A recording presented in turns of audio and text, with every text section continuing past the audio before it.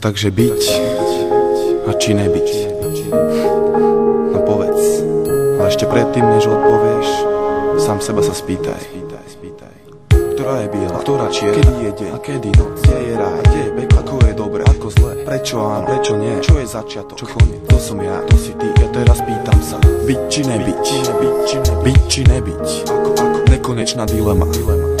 Presne tá, ktorá je tu odjak živá, prežíva aj naďalej v nás nájsť dôkaz. Sa raz za čas objaví hlas, ktorý zahalí ťa otázkou. A to je sieť, z ktorej cesty späť nie. Ty preto odpovedáš a podľa odpovede dostávaš karty a hráš. Smer si vyberáš, pričom priama a široká je cesta, končiaca peklom a úzka a kľukatá je tá, ktorá smeruje za svetlom. No a keďže ani minca nepadá na hranu, preto aj ty musí zvoliť svoju stranu, len tebou vytvorenú a tiež tebou zastávanú. Pretože každý z nás sám si je tu súdu strojcom, života tvorcom a myšlienok vládcom.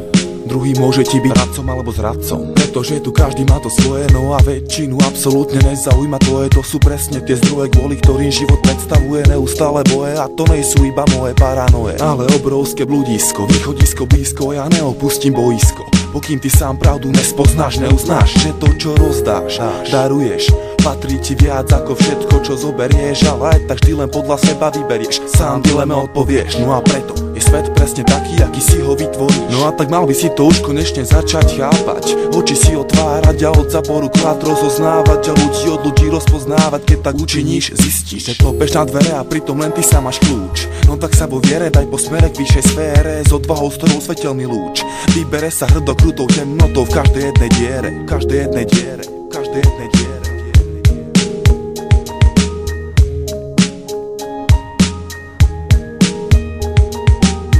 Mysel ako to miesto nekonečných súbojov, opačných pólov, protikladov. Niekedy pod nadvládou kladov, ale pravdou je častá nadradenosť záporu. Človek ale dostal ten dar, aj ty si dostal ten dar a rozhoduješ na základe vlastného výberu, svojho vlastného výberu. Všetky myšlienky vytvárajú slova, no a slova podnecujú činy, nič na svete nedieje sa len tak bez príčiny. Všetky akcie dočkajú sa reakcie, no a všetci ľudia, čo súdia, sa raz prebudia a zistia, že bezcielne blúdia nekonečnou tmou a že život už prestal byť hrou, ríšou snov a stal sa ostrou odvetových činov a poslednou metou ich životov. Sami sebe stali sa Achillovou pätou, zasiahnutou práve touto vetou, že každý raz dočká sa plodov a následky bude musieť znášať. A preto snaž sa farbu vnášať do životov iných, sivých, tých druhých, ktorých myšlienok zmocnila sa moc za majetok. Oni dokážu bez výčitok do huby ti srať a na druhý deň brata bude hrať, ale keď potrebuješ niekoho po boku mať, za chrbtom stáť, vtedy kamoš sa ti otočí, odbočí a zaútočí na lepšie postavenú osobu. Pre vlastnú potrebu a spotrebu dokáže divy, vtedy vie byť milý, plný sília v každej chvíli, ochotný na pomoc prísť, stále v ústrety výsť. Ty stal si sa Bohom a on je tvojim oddaným sluhom. Veľmi si ťa váži a stráži, ale to len pokým z teba ťaží. A všetko, čo máš a čo dáš, nevyťaží. Čo máš a čo dáš, nevyťaží. Ľudská mysel ako to miesto nekonečných súbojov, opačných pólov, protikladov. Niekedy pod nadvládou kladov, ale pravdou je častá nadradenosť záporu. Človek ale dostal ten dar, aj ty si dostal ten dar a rozhoduješ na základe vlastného výberu, svojho vlastného výberu.